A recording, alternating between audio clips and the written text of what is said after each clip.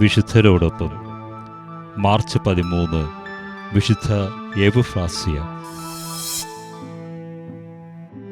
കോൺസ്റ്റാന്റിനോപ്പിളിലെ തെയോഡോക്യസ് ചക്രവർത്തിയോട് അടുത്ത ബന്ധമുണ്ടായിരുന്ന ആന്റിഗോന്യൂസ് എന്ന പ്രഭുവിൻ്റെ മകളാണ് എവുപ്രാസിയ. അവളുടെ അമ്മയുടെ പേരും എവുപ്രാസിയ എന്നായിരുന്നു. ആന്റിഗോന്യൂസ് നേരത്തെ മരിക്കയാൽ വിധവയായ ആ അമ്മ ഈജിപ്തിൽ പോയി ഒരാശ്രമം സ്ഥാപിച്ചു. ട്രാപ്പിസ്റ്റ് സഭാംഗങ്ങളെ പോലെയായിരുന്നു അന്ന് അവരുടെ ജീവിതം.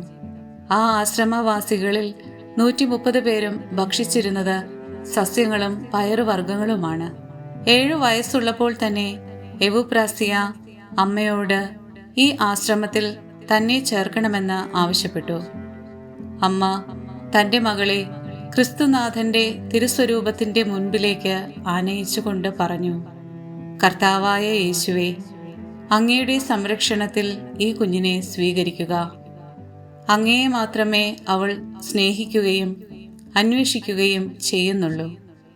അനന്തരം മകളോട് പറഞ്ഞു: ദൈവത്തെ ഭയപ്പെടുക, നിന്റെ സഹോദരിമാരെ ബഹുമാനിക്കുക, എളിമയോടെ അവരെ സേവിക്കുക. നീ രാജകുടുംബത്തിൽ പെട്ടവളാണെന്നോ നീ എന്തായിരുന്നുവെന്നോ ചിന്തിക്കേണ്ട. അനന്തരം മകളോട് യാത്ര പറഞ്ഞ് ആ അമ്മ മടങ്ങി. താമസിയാതെ അവർ മരിച്ചു.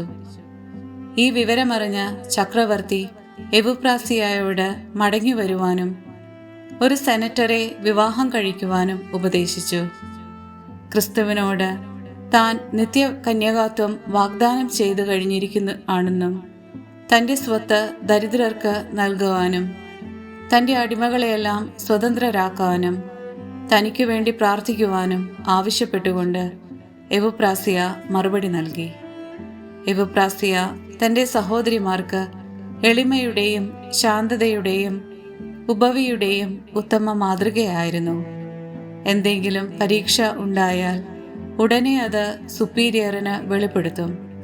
അവർ എന്തെങ്കിലും എളിമയുടെ ഒരു പ്രവൃത്തി പ്രായശ്ചിത്തമായി നിശ്ചയിക്കും. സൂര്യാസ്തമയത്തിനു ശേഷം കുറേ പയറും സസ്യങ്ങളും ഭക്ഷിക്കും. അതായിരുന്നു അവളുടെ ആഹാരം. ഒരിക്കൽ ഒരു ദാസി അവളെ കപടഭക്ത എന്ന് വിളിച്ചപ്പോൾ അവൾ അവരുടെ പാദത്തിൽ വീണ് മാപ്പപേക്ഷിക്കുകയാണ് ചെയ്തത്. 30-ാമത്തെ വയസ്സിൽ മരിച്ച് അവൾ തൻ്റെ സ്നേഹനാഥന്റെ അടുക്കലേക്കെത്തി. ഒരു പരീക്ഷയെ ജയിക്കാൻ എവുഫ്രാസിയയോട് സുപ്പീരിയർ പറഞ്ഞത് ഒരു കല്ലെടുത്ത് ഒരു സ്ഥലത്ത് നിന്ന് വേറൊരു സ്ഥലത്ത് വെച്ച് തിരികെ യഥാസ്ഥാനത്ത് വയ്ക്കാനാണ്. ഒരിക്കൽ 30 പ്രാവശ്യം അങ്ങനെ ചെയ്ത ശേഷമാണ് പരീക്ഷയെ ജയിച്ചത്.